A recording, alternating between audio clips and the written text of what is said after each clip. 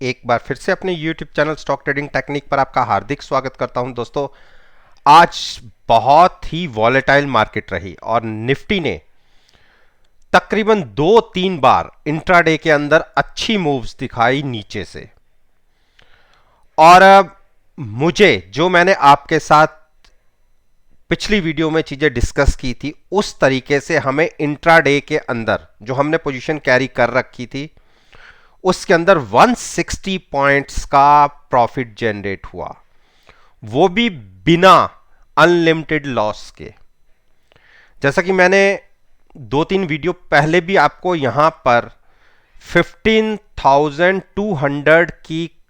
Call bye करके future cell करवाया था, और उस दिन जो कॉल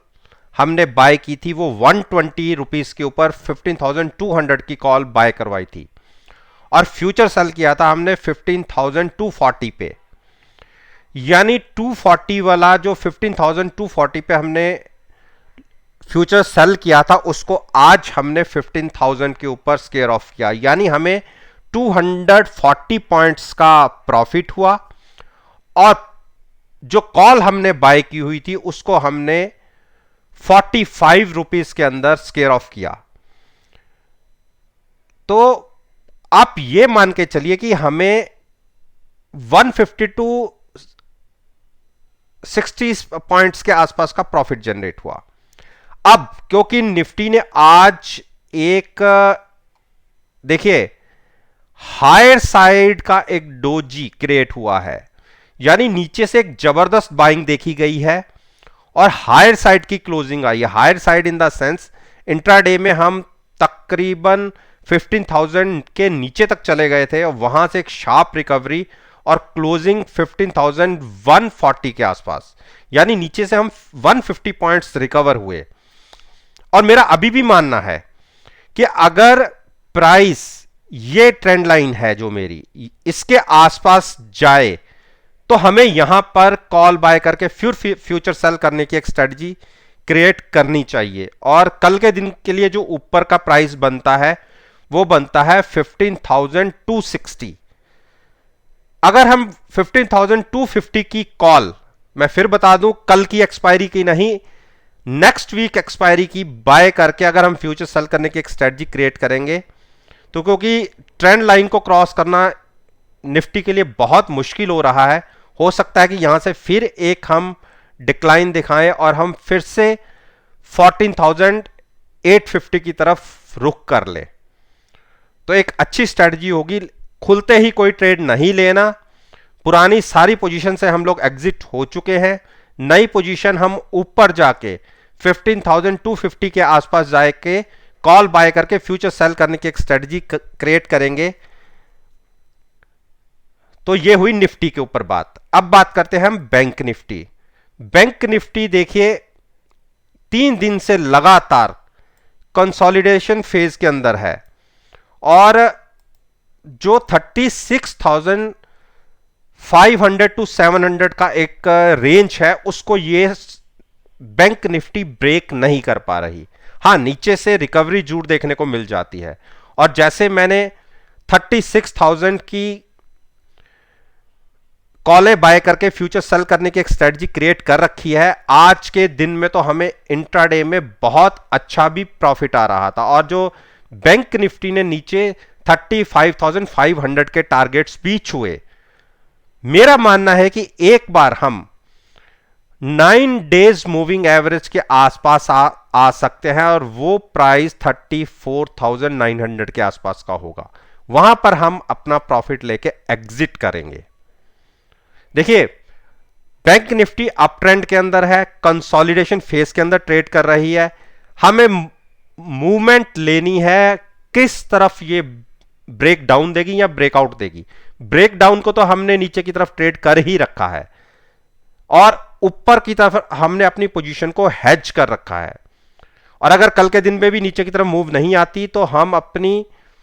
कॉल को नेक्स्ट वीक वाली एक्सपायरी पर शिफ्ट करेंगे, उसको बाय करेंगे और फ्यूचर हम सेल रहने देंगे।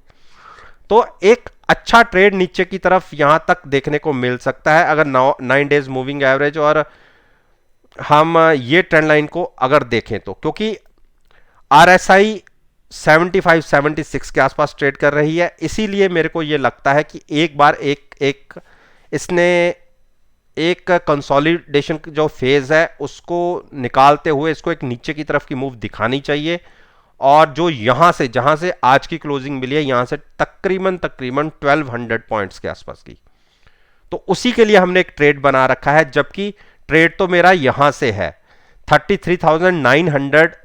की कॉल बाय करके हमने फ्यूचर यहीं से सेल किया हुआ, लेकिन यहां तक जाके हमने अपना कॉल का प्रॉफिट जो पिछली एक्सपायरी का था वो हमने बुक किया और हमने अपनी कॉल को ऊपर शिफ्ट कर दिया, यानी यहां का सारा प्रॉफिट हमने ले चुके हैं और कॉल हम ऊपर शिफ्ट करके फ्यूचर्स में अभी भी हम सेलिंग साइड पर बैठे हुए हैं। मानता हूं कि थोड़ा सा नुकसान आ रहा है, लेकिन आप देखिए वहां से बैंक निफ्टी तकरीबन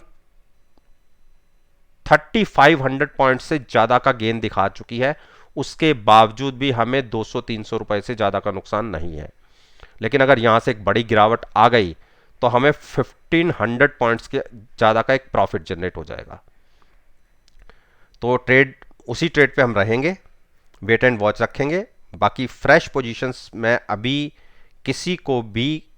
बनाने की एडवाइस नहीं दूंगा। रिलायंस ने देखिए आज की क्लोजिंग बहुत अच्छी आई है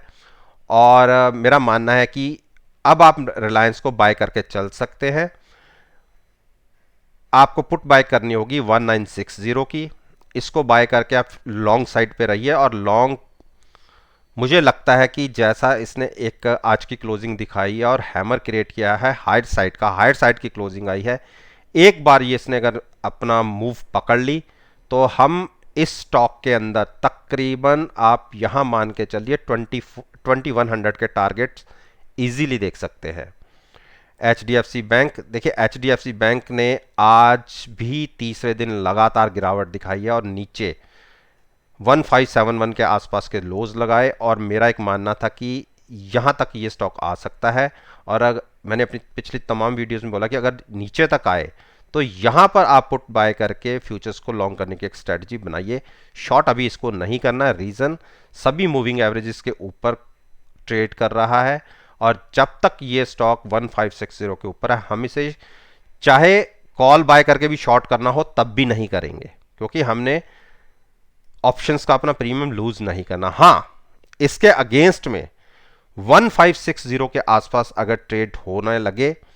आए तो आप 1550 की पुट बाय करके लॉन्ग करने की एक स्ट्रेटजी क्रिएट कर सकते हैं, लेकिन खुलते ही कोई ट्रेड मत लीजिएगा, वेट एंड वॉच करिएगा। इंडस बैंक ने एक आज 5वां दिन है देखिए कंसोलिडेशन का, और कोई मूवमेंट इस स्टॉक के अंदर नहीं है। मेरा मानना है कि अगर एक बार ये 1000 के नीचे ट्रेड करना शुरू करेगा तो हम एक शॉर्ट बना सकते हैं, क्योंकि 9 डेज मूविंग एवरेज के नीचे ये ट्रेड करेगा, लेकिन जिसकी अभी पॉसिबिलिटी काफ़ी कम लग रही है, 1030 के आसपास है।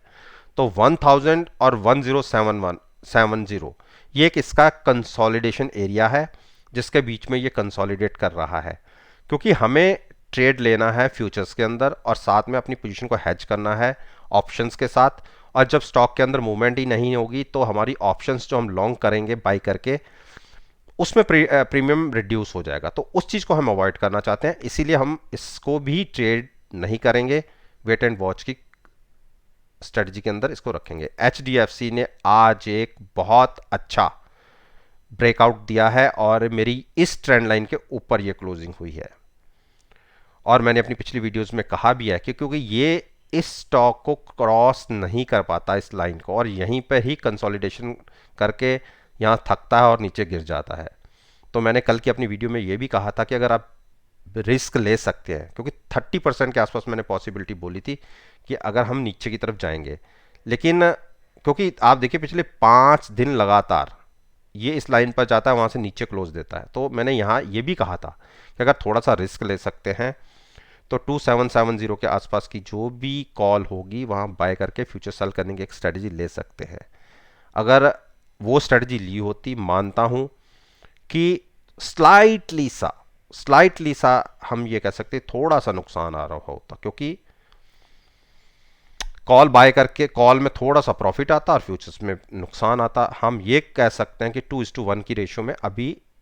हमें लॉस हो रहा होता, यानी 1 रुपये का प्रॉफिट हो रहा होता, 2 रुपये का नुकसान हो रहा था। तो आप इस पोजीशन को, क्लोजिंग अच्छी आई है, वैसे तो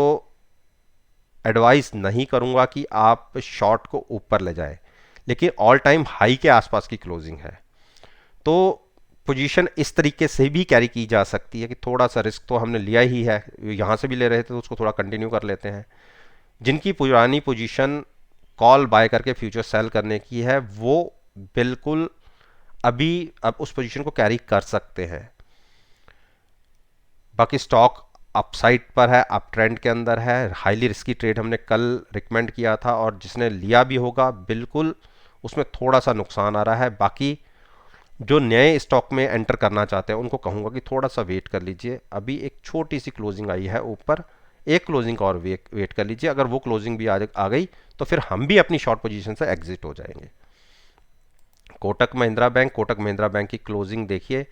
1940 के नीचे नहीं आ पा रही, तो अभी इसमें भी कंसोलिडेशन ही चल रहा है। तो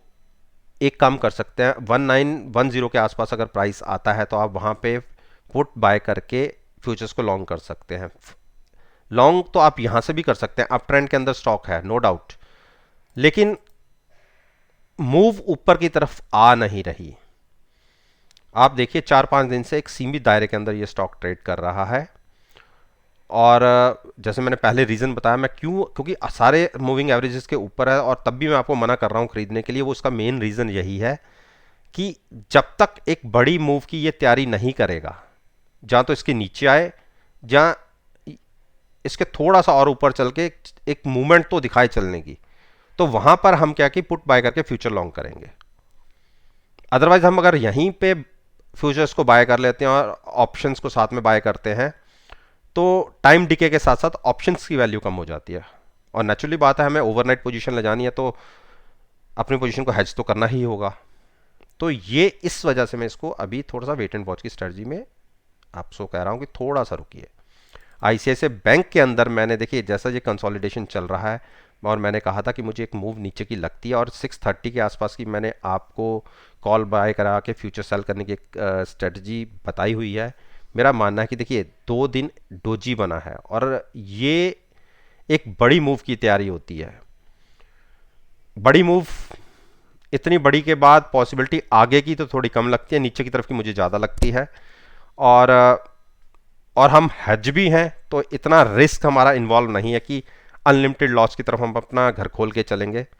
तो हमें नीचे की तरफ 30 पॉइंट्स के लिए एक मूवमेंट लेनी चाहिए, ट्रेड करना चाहिए नीचे की तरफ, और 630 की आप पुट बाय करके कॉल बाय करके भी फ्यूचर सेल करने की स्ट्रेटजी ले सकते हैं। ट्रेंड पॉजिटिव है, स्टॉक अप ट्रेंड के अंदर है, बस केवल आरएसआई की वजह से मैं इस स्टॉक को एक शॉर्ट करने की बात कर रहा हूँ विद हैजिंग, क्योंकि आरएसआई 74 के आसपास ट्रेड कर रही है। एक्सिस को तो मैंने कॉल बाय करके फ्यूचर सेल करने की बात कही हुई है, और मेरे को लगता है कि हमारे 725 का टारगेट इजीली दिख जाएगा, और आज का अगर देखा जाए तो 727 तक तो हम आज भी गिरे, और ये मेरा 9 डेज मूविंग एवरेज था जो 720 के आसपास था। ऑलमोस्ट हम वहाँ तक आ भी गए, लेकिन देखते हैं, क्योंकि ये देखिए 5 दिन से कंसोलिडेशन चल रहा है, मुझे लगता है कि एक मूवमेंट नीचे की तरफ आनी चाहिए। हो सकता है कि इस स्टॉक के अंदर हम 700 के टारगेट्स भी देख लें, अगर हम एक बार 720 ब्रेक करते हैं तो वेट एंड वॉच की स्ट्रेटजी रखिए। जिन्होंने 730 की कॉल बाय करके फ्यूचर सेल करने की एक बात करी थी मैंने, 730 कर लें, 740 कर लें, जो भी कॉल बाय करके आप फ्यूचर सेल करना चाहते हैं, लेकिन अपनी पोजीशन को हैज जरूर रखिएगा। एसबीआई ने देखिए 3 दिन लगातार कैंडल फॉर्मेशन देखिए, और मैंने अपनी वीडियो में बोला हुआ है कि 400 की कॉल बाय करके फ्यूचर सेल कर सकते हैं, और देखिए अभी तक अगर आपने 400 की कॉल बाय करके फ्यूचर सेल करा होगा तो प्रॉफिट, क्योंकि 390 तक के भी हमने नीचे की तरफ टारगेट देख ली हैं, तो प्रॉफिट तो अभी भी आप अच्छे प्रॉफिट में बैठे होंगे। मेरा ये मानना है कि ये गैप एक बार फिल होने के लिए ये स्टॉक नीचे आ सकता है, और मेरे हिसाब से एक बार 360 तक आना चाहिए। तो उस ट्रेड को लेने के लिए हम एक हेजिंग के साथ, देखिए 82-83 की आरएसआई है, हाईली ओवरबॉट है, उस वजह से आप ऑप्शन बाय करके ऑप्शन कैसे, मतलब ऑप्शंस को आप हैजिंग के थ्रू यूज़ करेंगे 400 की कॉल बाय करके, और उसके साथ फ्यूचर सेल करने की अगर स्ट्रेटजी लेंगे तो 90 to 95% पॉसिबिलिटी है कि 365 तक के टारगेट हमें देखने को मिल सकते हैं। और मेरा टारगेट तो ये है कि हम ये गैप पूरा फिल करने के लिए 360 तक भी आ सकते हैं। तो दोस्तों, ये मैंने निफ्टी इंडेक्स, बैंक निफ्टी और बैंक निफ्टी के जो फाइनेंशियल स्टॉक्स हैं, मतलब जो दोनों इंडेक्स के अंदर अच्छी वेटेज रखते हैं, उसके ऊपर मैंने अपना ओपिनियन आपके साथ शेयर किया है। और मेरा मानना है कि अगर मेरी इस वीडियो को आप कल के ट्रेडिंग सेशन के साथ एनालाइज करेंगे, यकीन मानिए आपको बहुत अच्छे पॉजिटिव रिजल्ट्स देखने को मिलेंगे। अगर आपको मेरी कही हुई बातों पे डाउट है तो मेरी प्लेलिस्ट, मेरे यूट्यूब चैनल पे आइए, जितनी भी पीछे अपलोडेड प्लेलिस्ट है उस वीडियोस को देखिए, और नेक्स्ट डे का जो सेशन रहा है आप एनएससी की साइट के ऊपर जाके सेशन को मेरी वीडियो के साथ कंपेयर कर सकते हैं, पर्टिकुलर उस स्टॉक के प्राइस के साथ, और देखिएगा कितने अच्छे प्रॉफिटेबल रिजल्ट्स हैं। इस बात के साथ मैं आपसे विदा लेता हूं और एक नई वीडियो के साथ फिर से आपके सामने आऊंगा।